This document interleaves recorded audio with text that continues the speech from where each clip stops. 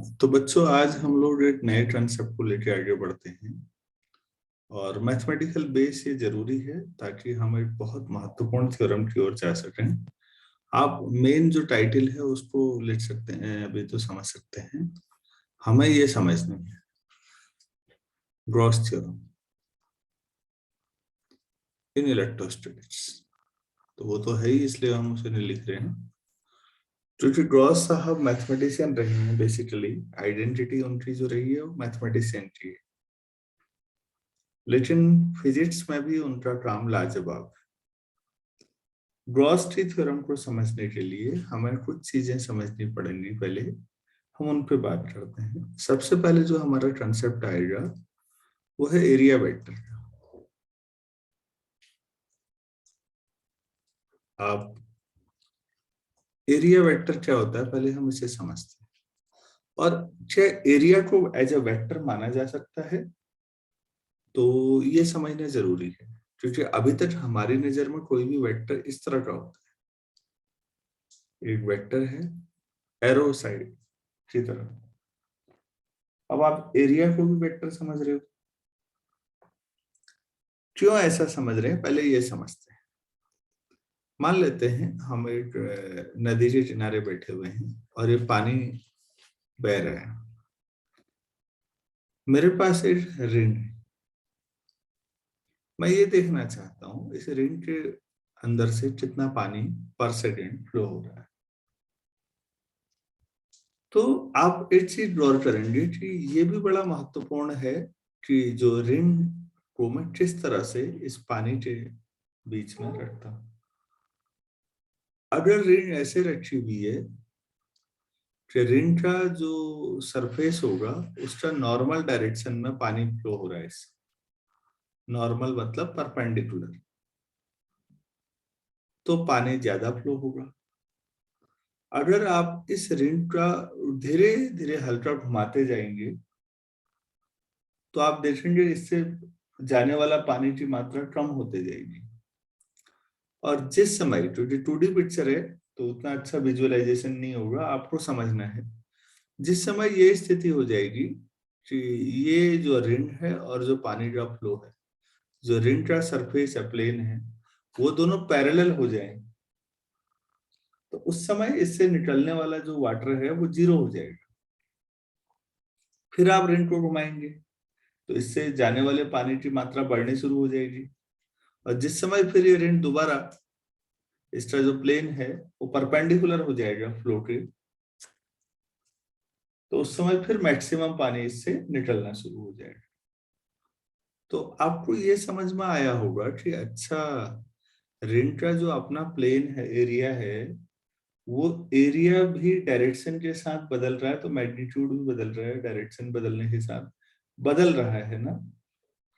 तो यहाँ पर area as a vector consider किया जा सकता है। और अब कोई भी एरिया लें, इन जनरल समझे हम, सपोज मेरे पास ये एरिया है और इस ऐसे, तो मैं इसे वेक्टर लूंगा। या डीएस है छोटा सा, तो मैं डीएस ले लेता हूँ। क्योंकि बड़ा एरिया तो हो सकता है प्लेन चित्र ना हो, टेढ़ा मेढ़ा हो, लेकिन बहुत छोटा पैच, एक बहुत छोटा सा एरिया, एक बहुत ही छोटा, जब आप लेंगे तो उसे प्लेन माना जा सकता है। कितना छोटा? जितना छोटा आप सोच सकते हैं पॉसिबल है। अच्छा, तो फिर डायरेक्शन कहाँ को मानेंगे इस वेक्टर की? इस सरफेस की जो नॉर्मल की डायरेक्शन होगी वही इस वेक्टर की डायरेक्शन। तो ये डीएस जो होगा, बेसिकली वो डीएस जो सरफेस एरिया है इनटू यूनिट वेक्टर, जो भी डायरेक्शन है।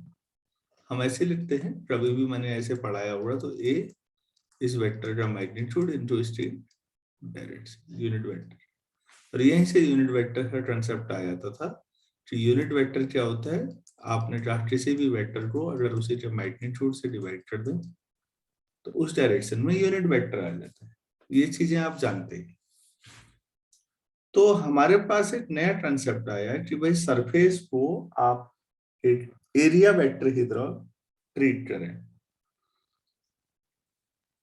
अगर आप ये समझ पाए कि सरफेस भी वेक्टर हो सकती है और ऐसे, तो अब बड़ा महत्वपूर्ण कंसेप्ट आता है बच्चों, हम उसे बात करते हैं इलेक्ट्रिक फ्लक्स क्या होता है, हम इस पर बात कर लेते हैं।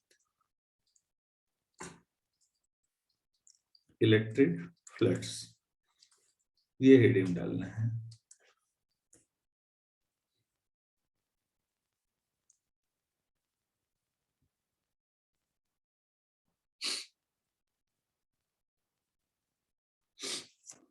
तो फ्लक्स किसी भी फील्ड के साथ है, प्लीज ध्यान दीजिएगा, जहां फील्ड होगा वहां क्या होगा, फ्लक्स होगा। कोई भी वेक्टर फील्ड होगा, कैसा फील्ड, तो वेक्टर फील्ड है तो उसको रिप्रेजेंट करने के लिए फील्ड लाइन बनाएंगे। जैसे हम लोग इलेक्ट्रिक फील्ड भी वेक्टर फील्ड है, तो इलेक्ट्रिक फील्ड लाइंस बनाते हैं। तो ये सरफेस है मान लेते हैं, तो इलेक्ट्रिक फील्ड लाइंस की मात्रा जो नॉर्मल की डायरेक्शन में इस सरफेस से होते हुए निकलती, वो इसका फ्लक्स हो। मैं रिपीट कर, कोई भी सरफेस है आपके पास, इस सरफेस से नॉर्मल की डायरेक्शन में जितनी फील्ड लाइंस निकलती हैं नॉर्मल की डायरेक्शन में, उस अमाउंट को क्या बोलते हैं, फ्लक्स बोलते हैं। इलेक्ट्रिक फील्ड लाइंस निकलेंगी, यहाँ तो इलेक्ट्रिक फील्ड पढ़ा जा रहा है अभी, तो इलेक्ट्रिक फ्लक्स भी समझ में आ गया होगा कि जितनी भी फील्ड लाइंस किसी सरफेस के नॉर्मल डायरेक्शन में निकलती हैं, और डायरेक्शन में नहीं, नॉर्मल डायरेक्शन में, तो उन्हें इलेक्ट्रिक फ्लक्स कहा गया।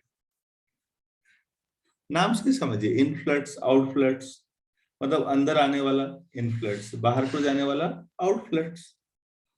तो प्लीज पहले डेफिनेशन लिखते हैं कि इलेक्ट्रिक फ्लक्स क्या होता है। तो लिखिए, द इलेक्ट्रिक फ्लक्स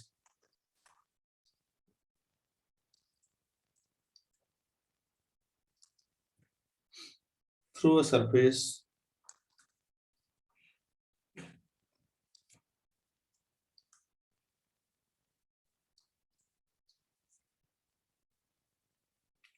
सरफेस कैसी है, ब्रैकेट में ले लेते हैं, सरफेस किसी फील्ड में होनी चाहिए तभी तो फ्लक्स निकलेगा। Held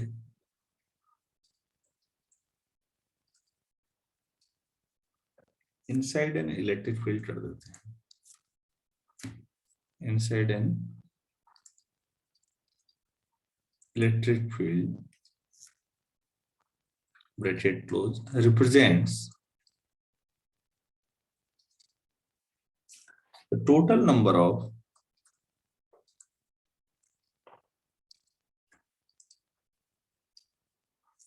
electric lines of force, electric lines of force crossing the surface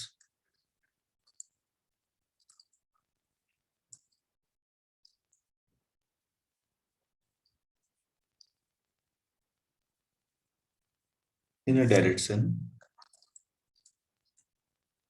कौन सी डायरेक्शन में हो रहा है, normal direction, in a direction normal to the surface कर देते हैं, नॉर्मल टू द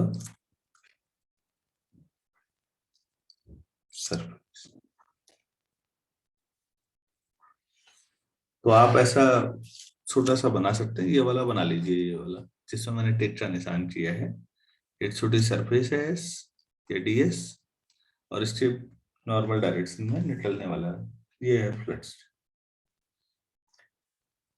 तो फ्लक्स का कंसेप्ट बहुत फंडामेंटल कंसेप्ट है, गॉस के काम को समझने के लिए बहुत जरूरी भी है हमारे पास। अच्छा, फ्लक्स बच्चों स्केलर क्वांटिटी है, ध्यान रखने वाली बात है, फील्ड लाइंस की संख्या है, तो हम लोग नई लाइन से लिखते हैं, electric flux is a scalar quantity,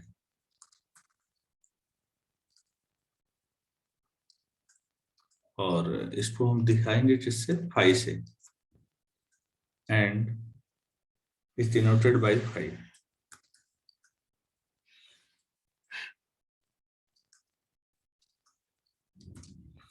तो 5 सिंबल से हम लोग दिखाएंगे इसको। तो यहाँ तो इलेक्ट्रिक फ्लक्स की बात हो रही है। बेसिकली कोई भी वेक्टर फील्ड होगा तो वहां फ्लक्स होगा।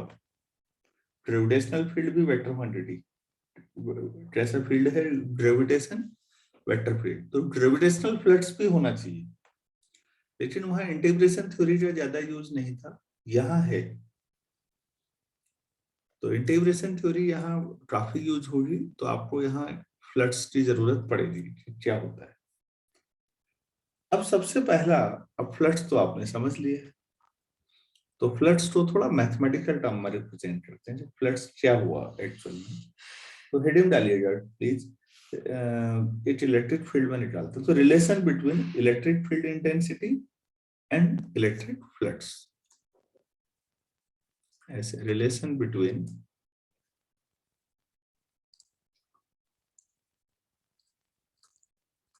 इलेक्ट्रिक फील्ड इंटेंसिटी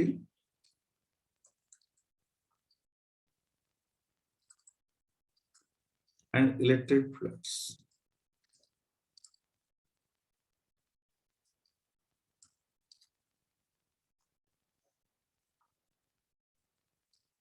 ये निकालना है हम। चलिए डायग्राम से थोड़ा सा समझते हैं पहले। एक यूनिफॉर्म इलेक्ट्रिक फील्ड लेते हैं। बच्चों आपके लेवल पे अधिकतर यूनिफॉर्म ही लेना है, नॉन यूनिफॉर्म की स्टडी करना थोड़ा सा दिक्कत होती है, तो मैथ्स बहुत ज्यादा चाहिए उसके लिए।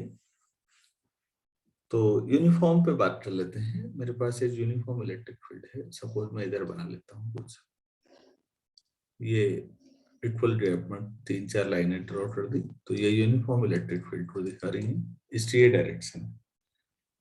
अब मेरे पास कोई सरफेस है, मान लेते हैं ये एक सरफेस है, ये तो बड़ी सरफेस है।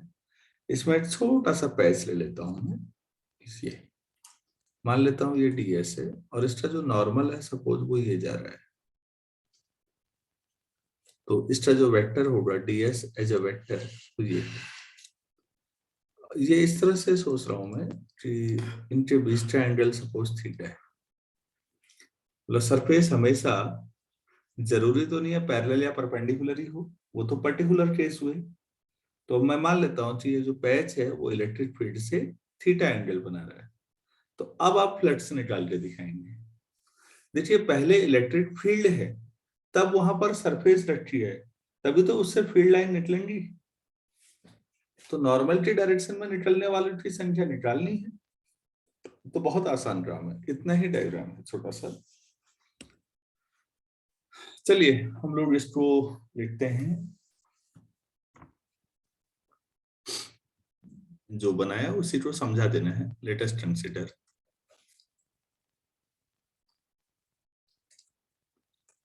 a surface area kept in a uniform electric field, uniform electric field E। हमें करना क्या है फिर, अब ये भी लिख देते हैं, वी हैव टू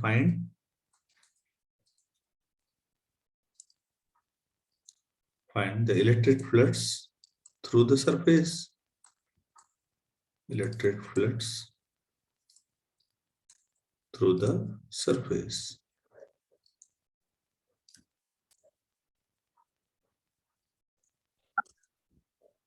ठीक है, तो हमें इलेक्ट्रिक फ्लक्स निकालना है।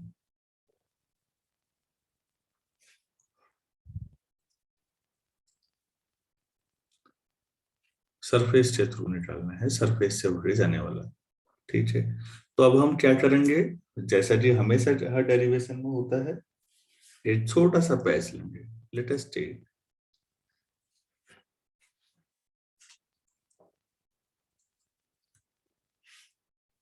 an infinitesimal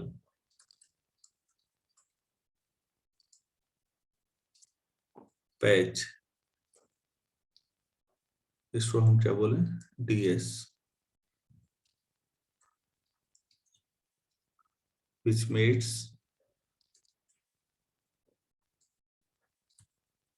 theta angle with E.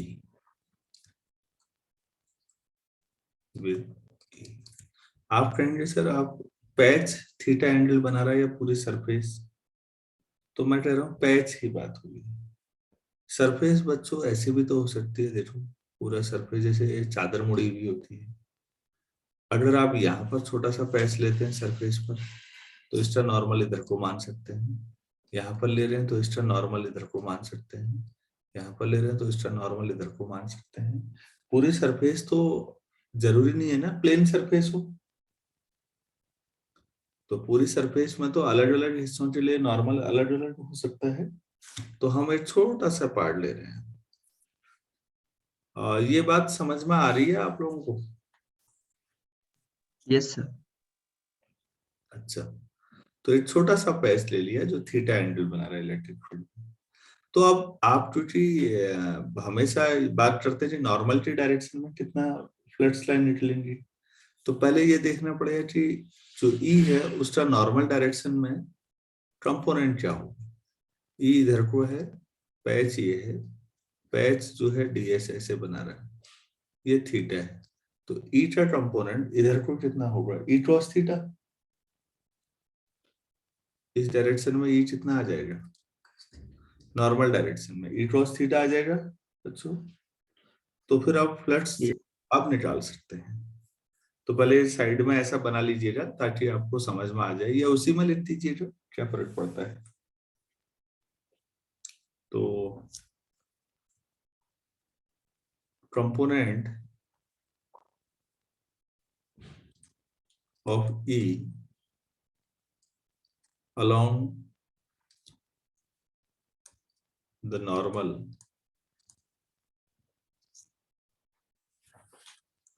to the patch will be क्या होगा,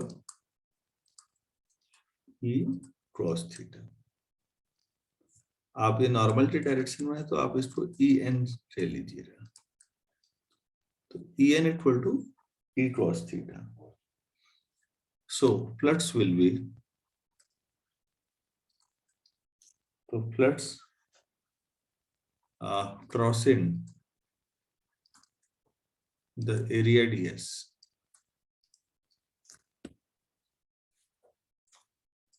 will be, छोटा सा फ्लक्स मान लें d5, तो वो कितना होगा, en और ds का प्रोडक्ट।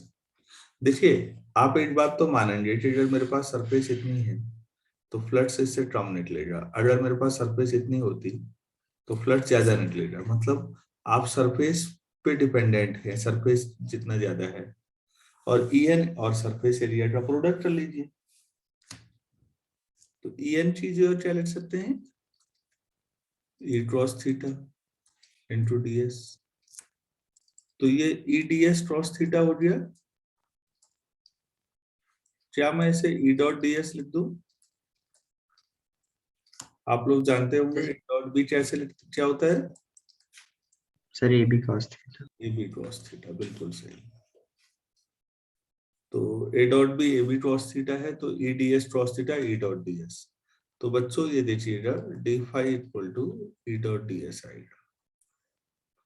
एक छोटे से एरिया से अगर आपको फ्लक्स निकालना है तो ई और जो सरफेस है का नॉर्मल की डायरेक्शन है उनका डॉट प्रोडक्ट ले लीजिए।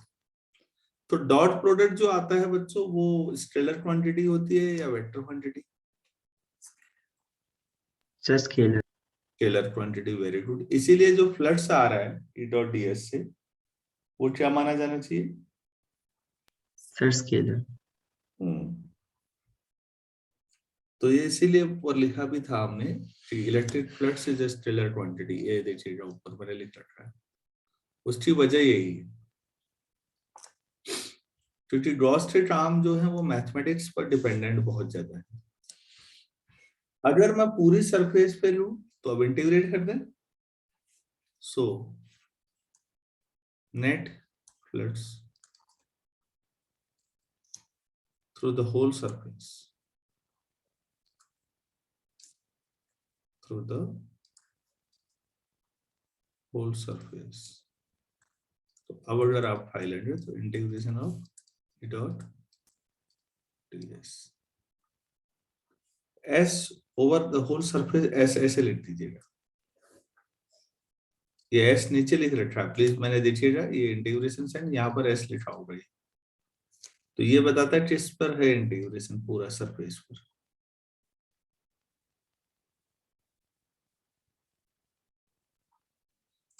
तो यहां से फ्लड्स की डेफिनेशन एक और आ जाती है फिर अब मैथमेटिकल टर्म में। आउटवर्ड फ्लड्स क्या होता है, ई जो आपका इलेक्ट्रिक फील्ड है उसका सरफेस इंटीग्रेशन कर दीजिए सरफेस पर, तो वही आपका इलेक्ट्रिक फ्लड्स है। ये भी एक मैथमेटिकल डेफिनेशन है। अभी तक हमने ये समझा कि किसी भी सरफेस के नॉर्मल की डायरेक्शन में जितनी इलेक्ट्रिक फील्ड लाइन गुजरती हैं इससे, उस संख्या को फ्लड्स बोलते हैं। अब हम कह रहे हैं कि किसी इलेक्ट्रिक फील्ड का किसी सरफेस पर इंटीग्रेशन जो होगा वो फ्लड्स है। मैथमेटिकली हम ऐसे कह सकते हैं। दोनों डेफिनेशन अपनी जगह सही है, लिख लीजिए। 10 electric floods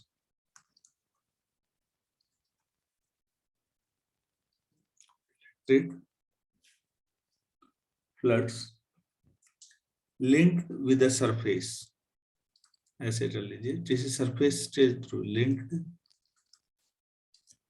with a surface, surface कहाँ है, in an electric field may be defined as the surface integral and the surface integral of the electric field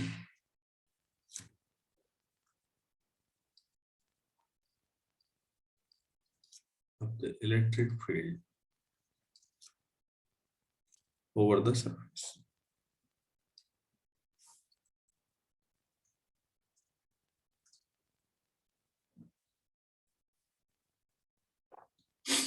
तो अब यहां से हम लोग इलेक्ट्रिक फ्लड्स की यूनिट भी निकाल सकते हैं, डायमेंशन भी निकाल सकते हैं, क्योंकि आपके पास डी फाई है ना ऊपर, ईडीएस, ई कॉस थीटा तो नंबर होता है, आपने लिखा है ना कि वो सबसे ऊपर देखिएगा, d phi equal to E ds cos theta लिखा है।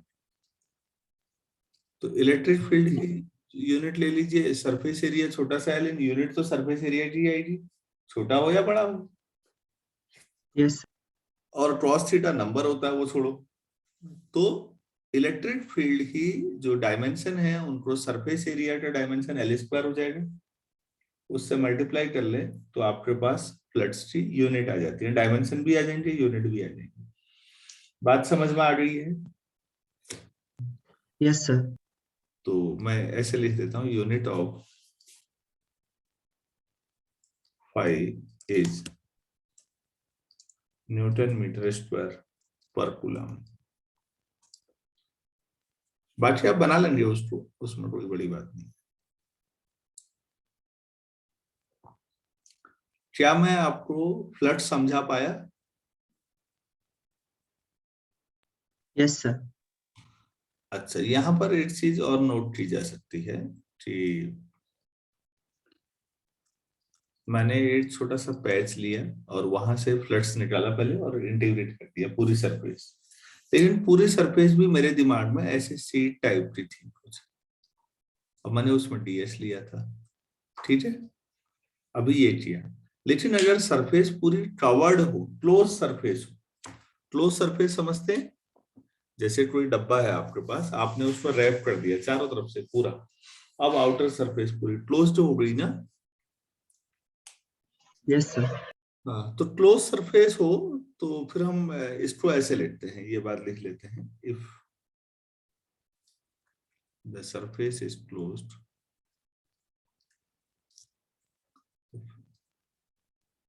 पूरी तरफ बंद हो चारों तरफ से, देन आप इसे कैपिटल फाई से लिखते हैं, ऐसे दिखाते हैं, कैपिटल फाई और बाकी कुछ नहीं है उसमें, ई डॉट डी एस ही रहेगा। लेकिन अब देखिए प्लीज, इंटीग्रेशन साइन के ऊपर है, ऋण जैसा बना हुआ मिलेगा ऐसा।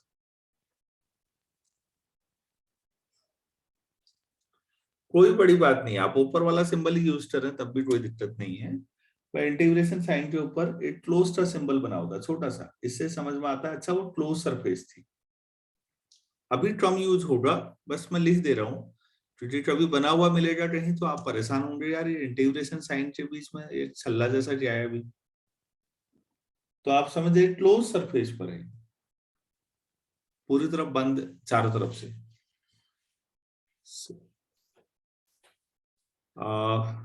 एक क्वेश्चन कर लेते हैं, ज्यादा अच्छा रहेगा, आपको ये ई डॉट डी एस समझ में आ जाए। लिखिए, if electric field is given by, if E equal to, सीधे लिख रहा हूं मैं, 6i plus 3j plus 4k, मान लेते हैं ये इलेक्ट्रिक फील्ड है। फाइंड 5, सीधे लिख रहा हूं, थ्रू इट्स सरफेस को भी न्यूमेरिकल वैल्यू देनी पड़ेगी, through surface of area 20 unit, यही मान लेते हैं, lying in y z plane.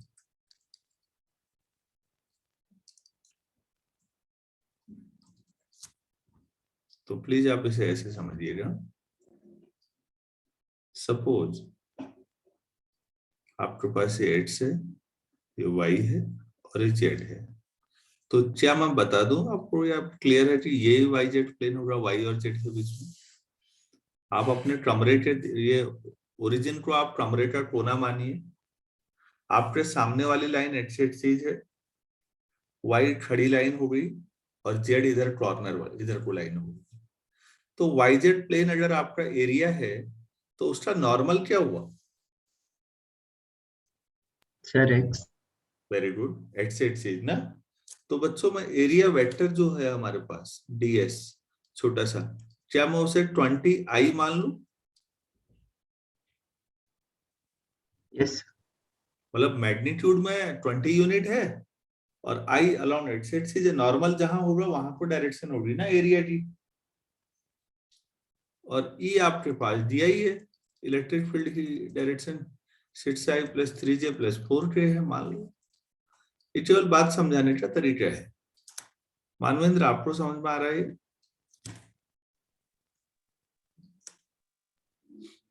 So flux कितना निकालेंगे आप? ई डॉट ds, तो फिर 6i plus 3j plus 4k, ये है डॉट 20i। कितना होना चाहिए? i डॉट i कितना होता है? 7। 1 होता है, तो 120। i dot j, sir 0। i dot k 0, तो 120 यस यूनिट सर। ही छोड़ दो अभी जो भी है। वैसे तो मैं सब बता चुका हूँ यूनिट ऊपर, लेकिन चलो ठीक है। आपको ई डॉट डी एस समझ में आया? Yes sir.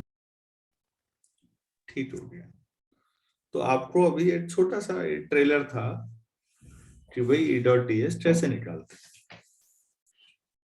तो ई है, डीएस है, डॉट प्रोडक्ट लेना है, बस। ऐसा कोई नई चीज नहीं है बच्चों, परेशान मत होइए। ठीक हो गया साहब, ये भी पढ़ लिया। अब महत्वपूर्ण प्रश्न ये आता है कि अब सब इसका करना क्या है, इस डेफिनेशन का। सबसे महत्वपूर्ण तो ये है, तो करना क्या है, तो हमें गॉस थ्योरम पढ़नी है। गॉस साहब ने एक बहुत ही महत्वपूर्ण रिजल्ट दिया था। एक्चुअली कूलाम के बारे में लोग कहते हैं, सच क्या है मैं नहीं जानता इतना, कि कहा यह जाता है कि कूलाम साहब ने जब अपना लॉ दिया था तो थोड़ा सा एरोगेंस हो गया था कि जो भी इलेक्ट्रोस्टैटिक्स समझना है पहले मेरे लॉ को समझो, कूलाम लॉ को समझिए पहले। अगर आपको कूलाम लॉ आता है तभी आप इलेक्ट्रोस्टैटिक्स समझ सकते हैं। आप मान रहे होंगे अभी तक आपकी स्थिति है भी यही कि भाई कूलाम लॉ के मदद से ही आप चीजें कर सकते हो, पॉइंट चार्ज मान के। गॉस साहब हुए टेढ़े आदमी और one of the best genius जो हम साइंस में हमारे पास है, उनमें गॉस भी होंगे। तो गॉस ने कहा ऐसा नहीं है कि तुम्हारी लॉ से ये चीजें हो सकती हैं, मैं प्रयास करूंगा कि कुछ और बेहतर कर पाऊं और तुम्हारा लॉ की जरूरत के बिना भी काम चल जाए, उसके बिना भी चल जाए। और ये हुआ है। बच्चों, हम गॉस लॉ पढ़ेंगे तो आपको शुरू में वो नया जैसा लगेगा, लेकिन बिल्कुल है भी थोड़ा मैथमेटिकल अप्रोच, लेकिन ये ज्यादा यूजफुल है। ये वहां भी लगाया जा सकता है जहां कूलाम लॉ नहीं लग सकता। कूलाम लॉ केवल पॉइंट चार्ज के लिए तो लगेगा। पॉइंट चार्ज क्या होता है? नॉर्मली चार्ज तो एक्सटेंडेड बॉडी के साथ होता है। इतनी बड़ी सरफेस है और इसमें चार्ज है, तो अभी पॉइंट चार्ज क्या होगा? और सेंटर ऑफ चार्ज जैसा कंसेप्ट भी नहीं है, तो दिक्कत आती है इसमें मानने में। तो गॉस लॉ एडवांस है, ज्यादा यूजफुल है, और एग्जाम के हिसाब से भी सोचें या फ्यूचर के हिसाब से भी ज्यादा एप्लीकेबल है। तो अब हम गॉस पे काम करेंगे। तो इस लेक्चर की टाइमिंग तो पूरी होने जा रही है, तो हम अभी इसको करके 5:42 के आसपास जुड़ते हैं, तो वहां पर गॉस लॉ प्रूव करते हैं। Thank you.